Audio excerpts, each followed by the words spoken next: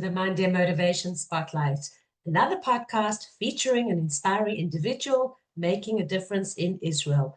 I'm Lesley Kaplan, and we've been doing this for over 2.5 years, where we feature inspiring individuals, nonprofits, or business owners.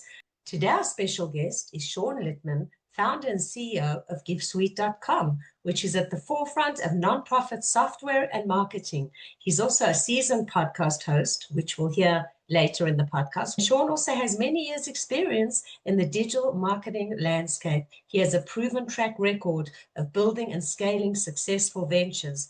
His expertise, he believes, lies in his strategic and unconventional marketing, thinking out of the box. Yes, he's an out-of-the-box thinker, and he has a knack for problem solving and developing solutions. So sit back and listen to our viewing and our fun talking with Sean today. So Sean, welcome to our Monday Motivation Spotlight. I'm so excited to have you here as our guest today. You're no stranger to many of our listeners, our viewers, and you're also no stranger to podcasts and being on screen. So today's going to be a super exciting conversation. As we mentioned before we started recording, you were from Detroit, Michigan. You made Aliyah approximately 15 years ago. So before we get into all the nitty gritty and all the meat, share with us, Sean, growing up in the US, a Jewish kid, before making Aliyah, what was your whole exposure to Israel, to Judaism? Did you grow up religious? Did you become religious as you grew older? And your decision to make Aliyah? First of all, Lesley, thank you so much for having me. I always like to say when I'm a guest on a show, it's always fun to be on the other side of the microphone for a change. So I always say on my show, nobody cares about me. Let's talk about you. So I'm happy that you want to have a conversation with me. So first of all, it's really a pleasure to be here. So yeah, I'm from Detroit, Michigan, as what they like to call out of town. And I didn't grow up religious, but I was the catalyst that made my family religious. My parents were conservative Jews, if anything. My mother was really, her joke is if she didn't become religious, she would have been the rabbi of the conservative school. My dad would have been like, oh, whatever. Now my parents, Baruch Hashem, they're religious since my bar mitzvah. Really, that was the catalyst that made our family from. And I actually went to public school for 12 years. I tried to get into the local yeshiva, but they didn't take me. But it was okay because it's all min Shemayim. And I went to public school for 12 years. And speaking on Israel, the funny thing was the theme for my bar mitzvah was Sean's mitzvah mission to Israel. I don't know why or how that became the thing, but it was all about Israel. It was all about let's bring Israel to Detroit. After I was done in high school, I was like, I really want to go to yeshiva and get out of here and come learn in Israel. And so I sat down with the NCSY rabbi, and it was the big book of yeshivas, and everything was like, oh, there's a nice pizza place over there. Oh, there's a nice falafel store over there. I was like, okay, is there anything more about the learning, or is it just about what there's to fresh? And so we ended up finding a nice place that I went to in Har Nof, Jerusalem. I was in Jerusalem for two and a half years. Then I ended up going to another yeshiva on the other side of Jerusalem for about 6 months. And then I ended up getting married. And because of my wife, that's why we moved to Israel, because I had no idea what I wanted to do with myself. I'm a creative. When I was in high school, I spent most of my time doing video production, graphic design, and getting stoned and doing that kind of fun stuff because I like to be creative. I was thinking about going to film school, and I was thinking about sticking in Detroit, but then my wife's like, there's nothing for us to do here. Let's move to Israel. I'm like, okay, fine. You talked me into it. So 15 years later, 5.5, almost 6 kids in a week or so later, I'm still here. So I'm still here. It's in her scoot that I am here. And my kids are super Israeli. My oldest one's super Israeli. And my other ones are as well. And it's funny. But it is what it is. And like I said, being creative, being out of the box, that's my thing. And coming here trying to figure out what you do. I didn't know anything. I didn't know what I did. I worked in food. That's what everyone does in Detroit. I worked in a pizza store. Okay, what am I going to do here? And got a bunch of different jobs, did a bunch of rando things, and then eventually figured out I was really good at talking to people and selling and building relationships.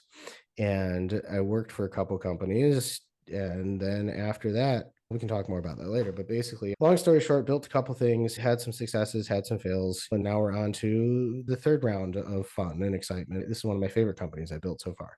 So, yeah. Amazing, cool. So actually tell us about the first company that you built, and then we'll move into what you've done now. And it's fabulous if we're living in such a world where you can use your creativity and your passion doing exactly what you want to do.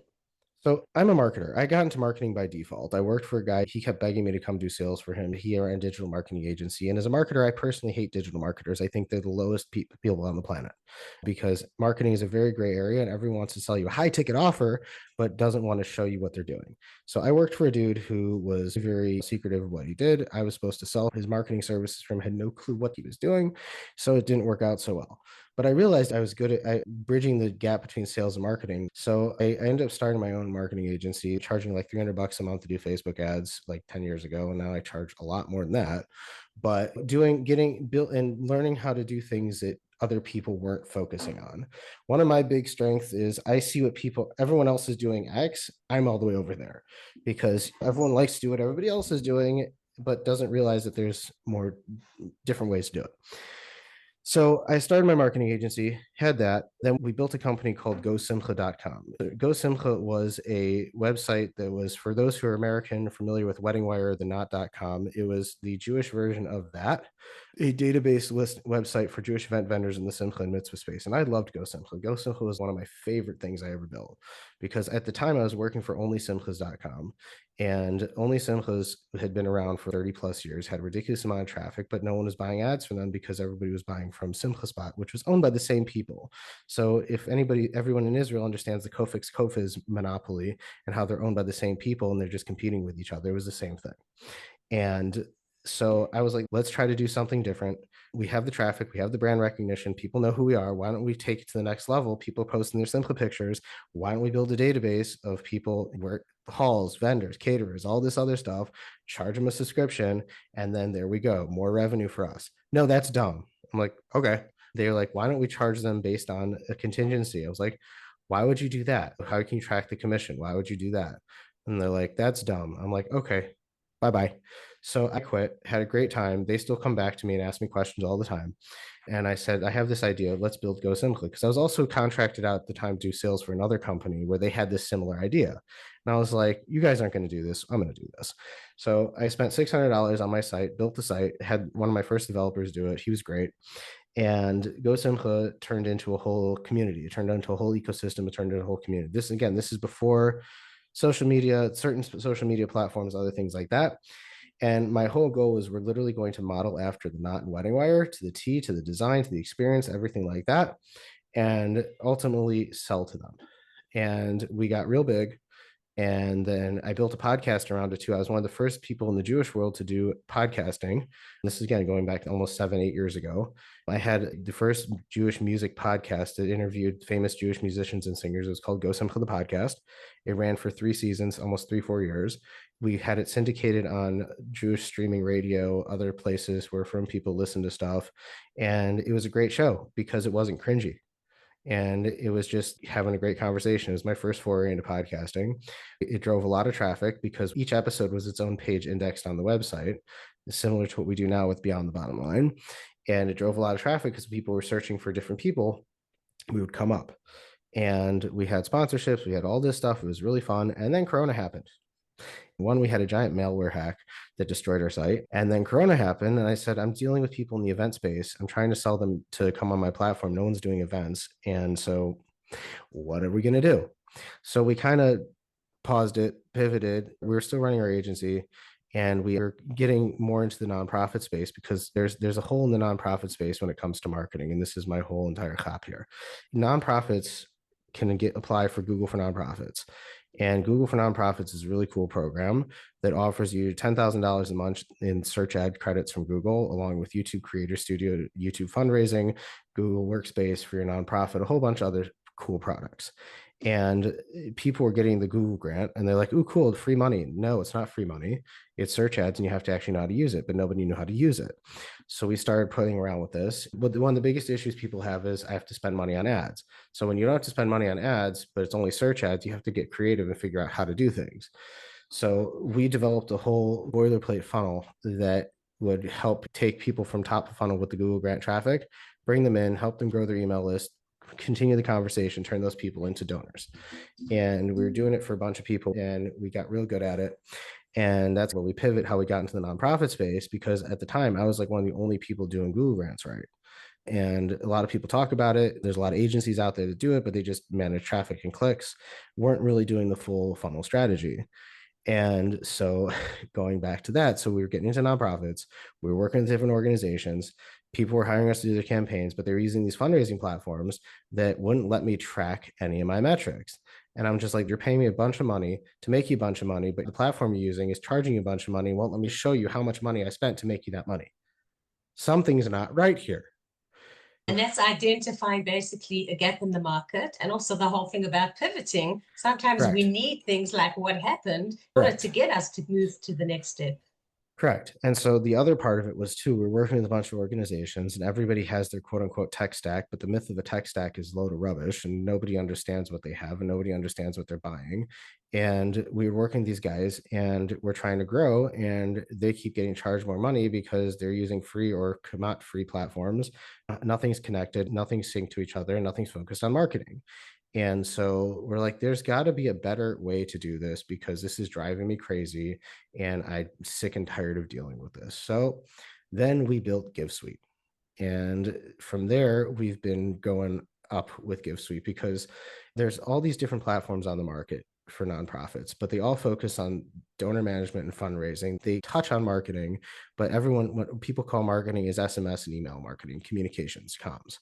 And no one talks about how do we actually market our organization? How do we put ourselves out there on social? How do we create these funnels? How do we do all these different things that are going to ultimately bring people in, keep them in, and get them to go out there and tell more people about us?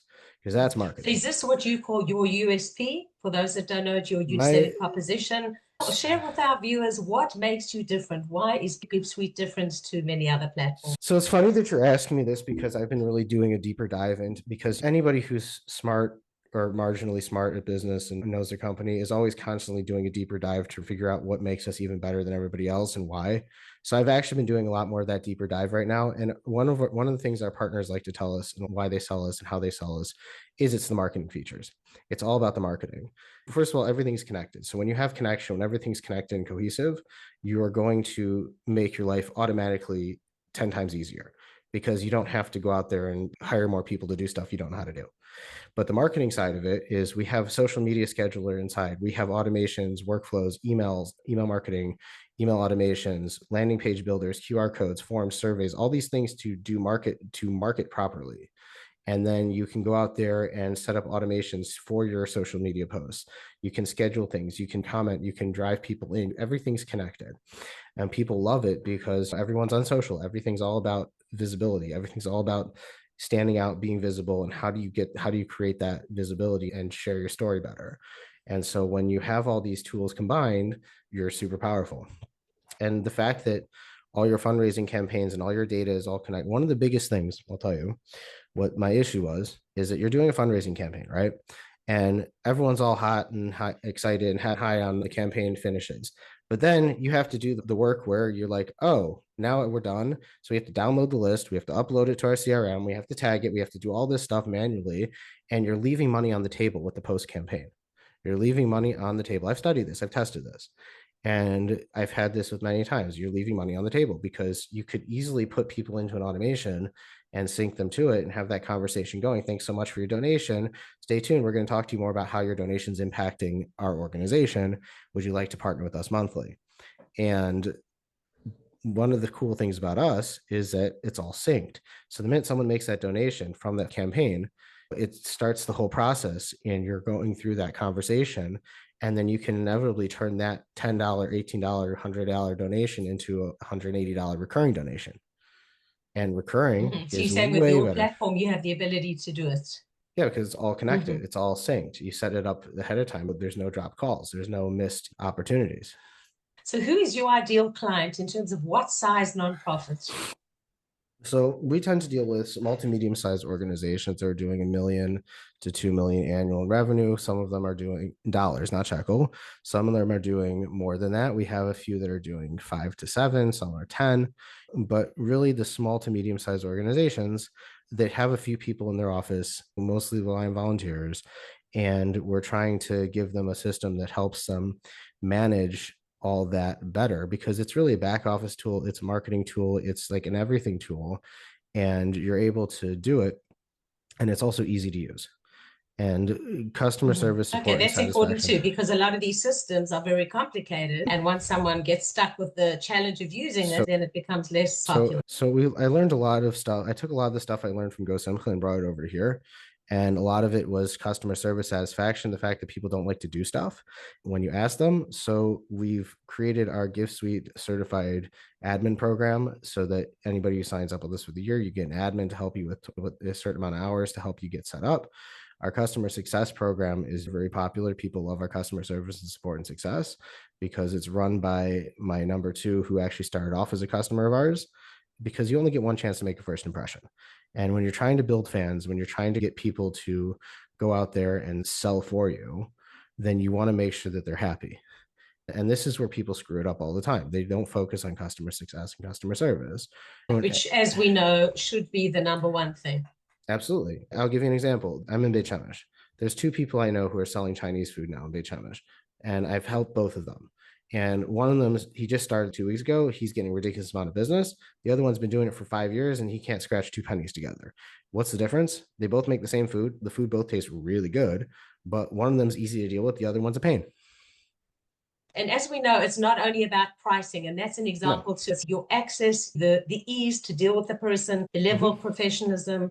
And I just want to say as well, we all know many entrepreneurs go into different ventures before they find their real passion project. And with you, you may have been very passionate at the time about the whole Simcha project, but everything that you've learned, you're taking all those tools and applying that together with your passion and your expertise in doing what you're doing now. So in other words, Yeah. nothing's wasted over the years. It's all just growing and peaking to what No. we are today.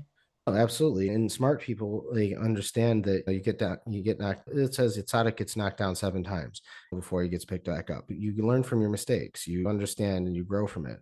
Smart people realize that and learn how to pivot and learn how to improve.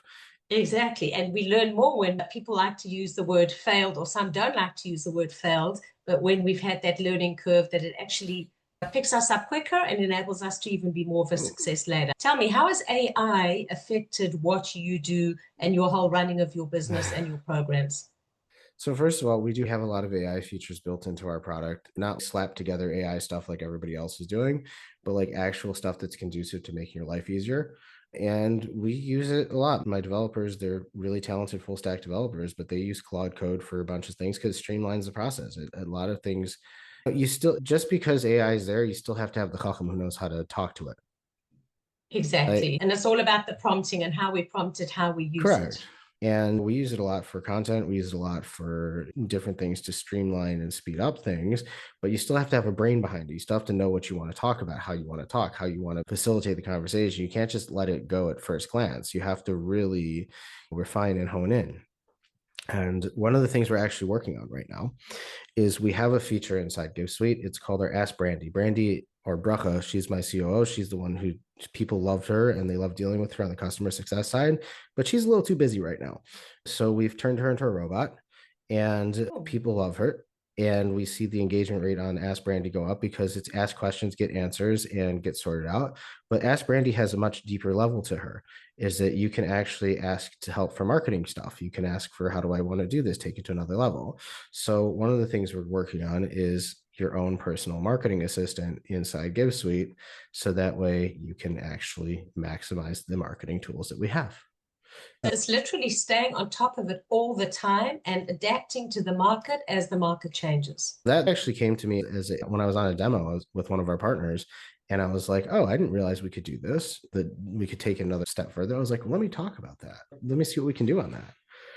It's all about keeping people in the ecosystem, the GiveSuite ecosystem, and different products that we have within the space. We like to go with the abundance mindset. There's no limits to what you can do. There's no limits on how many contacts, how many emails, how many anything, because we're trying to change the world. So why limit yourself? But there's always different things within the ecosystem to help you increase yourself, enhance yourself. Cool, indeed cool. So tell us now about your podcast, and you've got an exciting TV show. The episodes are live, but we're debuting on TV at the end of next month. So I produce podcasts. Podcasts are awesome. I've always been a big fan of podcasting. Shout out to my good friend Nachum Kligman, who taught me how to podcast. I just want to say I'm a fan of your podcast. I enjoy listening to them. Appreciate that. I really appreciate that. It's nice to hear. So I learned how to podcast and I found it really fun. And I see it's a great source of content on multiple fronts. And so we have two shows right now. We have Profit Nonprofits that actually started off as a Facebook Live event about 6 years ago. And then I was like, why not just turn this into a podcast? And so we turned it into a podcast. It's been going for 6 years. We have over 100 plus episodes, made a lot of cool relationships and partnerships with people on that show because because no one says no to being on a podcast. So we took that same mentality that we we're doing on the B2B side and we said, we're dealing in nonprofits.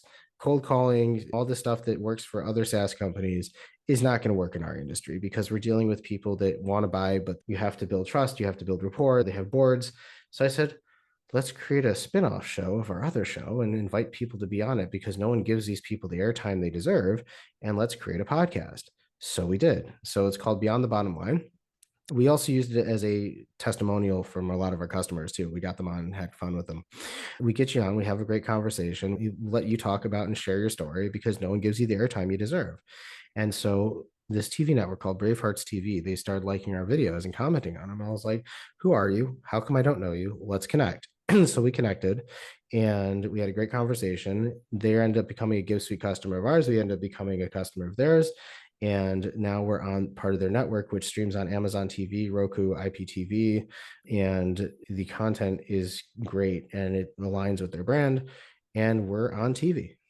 Wow, that is cool. And what I love even more, besides what you've just said in the content, is the win. Literally, it's a win for the audience who gain valuable information. It's a win for you, and it's a win for those that you partner with. And I'm a firm believer, anyone that knows me, in terms of collaboration and partnership over competition. And that's one of the things that we do on the show too, is give exposure to inspiring Israelis, nonprofits or businesses making a difference. Absolutely. It's all about relationships. And this is also why we're putting on an event next month called Connection Fest. And I like your events. I can't say I like everybody's events, but I like your events. I've had fun at your events. I find that a lot of times you go to these events and everyone it's either pay to play or people are sitting there trying to sell their company and talk about themselves. And it's not relevant information and there's no connection. I'm a firm believer of networking and tachlis information, those two things. And by the way, I've already signed up for your event and I look forward to that. Nice. If you want, you can share it out to your networks as well, because it's going to be a boatload of fun. And it's all about, like I'm saying, all about connection, networking with people, talking to people, really engaging with people, seeing how you can do better business together, how you can do better collaborations together. And all the people that we've put together on these panel discussions are all curated because one, they're cool, two, they're giving over great information and they all vibe well together. And it's all about building that connection, the relationship. And so this is why, as you said, with the content, with the podcast, it's all win-win. We're giving you exposure, we're hanging out, we're getting to know each other. And then we use as a lead generator because we push people in, hey, you want to try us out? Have fun. For sure, absolutely a win. I have a question for you about your collaborations. You collaborate and partner with many companies out of Israel. In fact, probably more of them are out of Israel than are in Israel. Am I correct? Yeah. Or would you say it's a good balance? I have one of my bigger partners. They are actually based in Israel. Okay, so I'm talking about even the guests that you have on your shows, the partners, the people you collaborate with for these type of events. My question to you is as follows. They all know that you're from Israel. They know that you're religious. How does that gel, like especially in the world that we're living in today with anti-Semitism? Have you ever found any problem? Do people ask you questions? Do they have genuine concern? This is one of those sensitive questions behind the No, scenes. it's not. It's great because when you're in the world of business, nobody gives a crap about politics. They care about business. Well, we should hope they don't. But unfortunately, we have seen with our beautiful little country and our Jewish nation that many do pay attention. Yeah, those people are very small-minded. They're very Rosh Katan. They're very small-minded. I deal with people all the time. So you found since October 7th that you haven't had anyone that you've had to end relationships with or they ended with you? I had one and I was really surprised. I had a conversation with a guy, great guy. He really loved the product. He really wanted to do something with us. And we were about to sign something. And then he comes back to me. A lot of our customers, they don't like the fact that you're in Israel and blah, blah, blah, and this. And he gave me this whole tshuva. And I was just like, but I like you. I was like, Awesome. Pleasure. Thanks. Have a nice day. But nobody cares. When you're dealing with people, when you're dealing in business, when you're nice and pleasant with people and you're not a jerk, people will have fun with you. People will respect you. People do not care. When they feel the value that you're providing, then you're Yeah. saying they put political and racial biases aside. Yeah. Nobody cares. It's like the 1% of the 1% that care. And when you meet these people face to face, I'm assuming that you do meet a lot of them face to face when you travel to the US. I don't travel very often. I rarely leave my box. And you've built this virtual world around you, Yeah. which is cool that you can literally be anywhere in the world. And I love that model. And my model is mostly that, not 100%, but mostly. And I love that you can literally be anywhere in the world and the show goes on. Yeah, there's a lot of nonprofit events I'd like to be at. There was a giant one that just happened in San Diego, AFP Icon. But a lot of my friends are there. All of my partners are there. People that know me already. But nobody cares. You're Jewish. Nobody cares. And great. I'm happy to hear that because not all business owners that I've come across say the same thing. So I'm happy that you feel that hasn't affected your business in any way. I'll tell you what I think it is, though, is it's just if you kind of project yourself is, again, I love living in Israel. I'm happy to be here. I am grateful every single day I wake up and I live in Eretz Israel. But I feel if you project yourself, and I stay very apolitical, I don't care. You can talk to me whatever you want. I don't care. But I feel like when you're more overtly out there and raw Israel, like that kind of thing, and I say that with love. I think that's where people are kind of just I just do my thing. I'm just trying to be the best person I can be every single day. Also, if you do things with having zero expectation for anything return and you just genuinely want to help people or do something, you'll come out on top. Amazing. So to finish off, guess we have come to the end of our time. What can we expect from Sean in the future? Your vision? What are your grandiose dreams that Sean would like to achieve? What would I like to achieve? Oh, world peace, all that fun stuff. Just want to keep going. Just got to keep going. Just got to keep getting the business. Got to build. It's fun because when you're building a company and you see a lot of this, oh, I got funded or this guy got funded, startup. And I'm just like, yeah, okay, that's cool. Like I'm bootstrapping this, so to speak. But when you get calls from private equity firms and other companies who want to buy you and you tell them no, it's really geschmack. So I've had that. And my goal is to just keep building GiveSuite up, never selling out, keep building the company, building the culture, building the brand, along with Connection Fest, the brand, and all the other stuff we're doing. And just really helping nonprofits, like genuinely helping nonprofits and not get sucked into products that are clearly not for them. And just go with that genuine mindset. Let's help you. Cool. Sounds good. How can people reach you? It's been up on the screen all the time, GiveSuite. You can definitely hit me up on givesuite.com, Sean, SEAN at givesuite.com. You can ping me on LinkedIn. You can find me on Facebook. If you are a nonprofit and you'd like to be on my podcast, you can definitely shoot me an email. I'd be glad to have you on. My phone number is 054-614-9400. You can send me a WhatsApp. Happy to hang out and have a conversation. Amazing. Thank you, Sean. So, guys, you've been listening to the Monday Motivation Spotlight with my guest, Sean Littman from GiveSuite, as well as all his podcasts and his TV shows. I'm Lesley Kaplan. Every Monday, bringing you a new inspiring speaker, either a nonprofit, in this case, boom, a nonprofit, or an entrepreneur or an individual making a difference in Israel. Have a great day, and we will see you next week on the Monday Motivation Spotlight. Bye-bye.